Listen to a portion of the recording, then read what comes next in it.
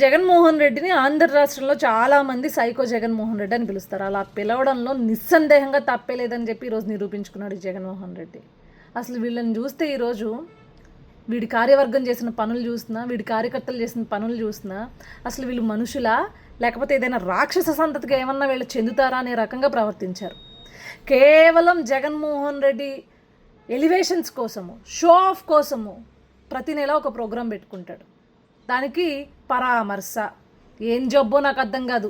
Party పెట్టిన దగ్గర నుంచి పరామర్శలు అంటాడు, ఓదార్పు యాత్రలు అంటాడు, అన్నీ ఇవే పెడతాడు. నాకు అర్థం కాదు. ఎవడండి చచ్చింది? జగన్మోహన్ రెడ్డి కార్యకర్త. ఎందుకు చచ్చిపోయాడు? బెట్టింగ్ యాప్లకి అలవాటు పడిపోయి బానిస అయిపోయి బెట్టింగ్లు ఆడేసి డబ్బులు కోల్పోయి భరించలేక సూసైడ్ చేసుకుని చచ్చిపోయాడు. దీనికి కుటుంబ ప్రభుత్వానికి ఏమన్నా సంబంధం ఉందా?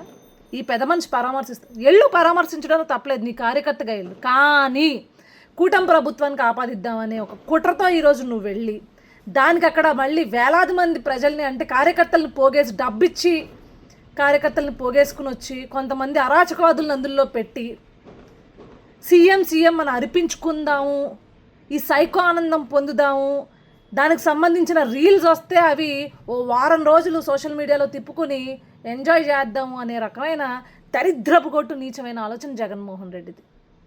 ఇవన్నీ పక్కన పెడితే ఈరోజు ఇతగాడి ఎచ్చుల కోసం క్రియేట్ చేసిన ఈ ప్రోగ్రాంకి వెళ్తూ దారిలో ఒక 60 ఏళ్ల వృద్ధుడు అతను కాన్వాయ్కి తగులుకుని యాక్సిడెంట్ అయిపోయి పడిపోతే కనీసం మానవత్వం లేకుండా ఈ పెద్ద మనిషి ఎక్కడక్కడ సీఎం అని పిలుస్తూ ఉంటారు నన్ను, మళ్ళీ మిస్ అయిపోతానేమో అని చెప్పేసి ఊపుకుంటూ వెళ్ళిపోయాడు. అతడు ఈరోజు కనీసం ఇన్ టైంకి తీసుకెళ్ళుంటే, జగన్మోహన్ రెడ్డి స్పందించి హాస్పిటల్కి తీసుకెళ్ళుంటే బ్రతికేవాడండి ఆయన. రోడ్డు మీద ప్రజలు చూసి, సామాన్య ప్రజలు చూసి అతన్ని హాస్పిటల్కి తీసుకెళ్తే లేట్ అయింది అని చనిపోయాడు అని చెప్పారంట. ఏం మనిషివి జగన్మోహన్ రెడ్డి నువ్వు? నాకు అర్థంగా అడుగుతాను. ఇంక నువ్వేం చేస్తావు మా ప్రజల కోసము? రోడ్డు మీద ప్రజల్ని చంపుకోవడానికి వస్తున్నావా నువ్వు బయటికి, రోడ్డు మీదకి? అదేవిధంగా ఇతగాడి పర్యటనల్లో కొంతమంది అరాచకవాదుల్ని మాత్రం పెడతాడండి. ఈరోజు పట్టుకున్నారే ప్లకార్డ్స్, ఏం చూపిస్తున్నారు ఆ ప్లకార్డ్స్లో? రప్పరప్పగా వస్తారు. ఎవడురా మీరు కోసేది రప్పరప్ప? జగన్ 2.0 వచ్చిన తర్వాత మీ అంతు తెలుస్తారు. ఎవడురా మీరు తేల్చేది మీ అంతు? ఎవడు ఏం చేయలేరు, గుర్తుపెట్టుకోండి. ఏం పీకలేరు.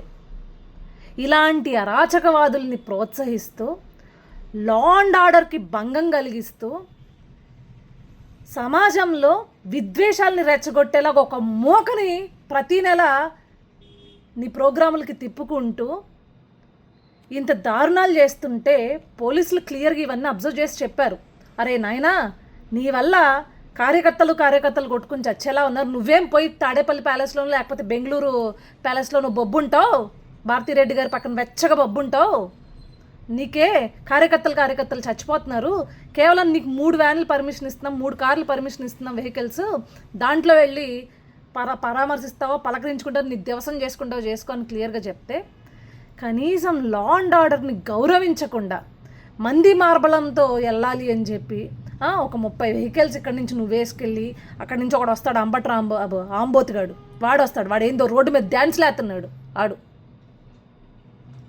పోలీసుల దగ్గర. వీళ్ళందరినీ అండి ఫస్ట్ ఈ వైసీపీ లీడర్ని ఈ రాష్ట్రాల నుంచి తని తరిమేస్తే, అసలు ఈ దేశాన్ని నుంచి తని తరిమేస్తే సగం దరిద్రం వదులుతుంది సమాజానికి. వీళ్ళు మనుషులు కాదు. వీళ్ళని మన మానవ జాతితో కంపేర్ చేసుకున్నాం అనుకోండి, మనకు దౌర్భాగ్యం ఈ వెధవలను మనం కంపేర్ చేసుకుంటే.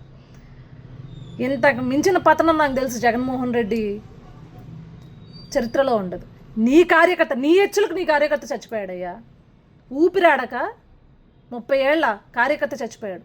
ఇప్పటికి కనీసం ఎవరైతే ఆ వృద్ధుడు చనిపోయాడో అతని గురించి కానీ, నీ కార్యకర్త గురించి కానీ ఒక సానుభూతి ట్వీట్ అన్నా వేసావా? వీళ్ళు నా ప్రోగ్రాం వల్ల చనిపోయారు, నేనే ఆదుకుంటాను అని చెప్పి కనీసం వేసావా? రాదు, చెయ్యి మాత్రం రాదు పెట్టడానికి. నీకు ఎంతసేపు నిన్నెవడో ఆకాశంలో ఎత్తాలి, దాన్ని అందరికీ చూపించాలి, సాక్షిలో ఇంత పెద్ద పెద్ద హెడ్లైన్స్తో వేయించుకోవాలి, ఈ జబ్బేంటో నాకు అర్థం కాదు. 11 సీట్లు వచ్చి బలుపు దించి ప్రజలు నీకు కేవలం 11 సీట్లే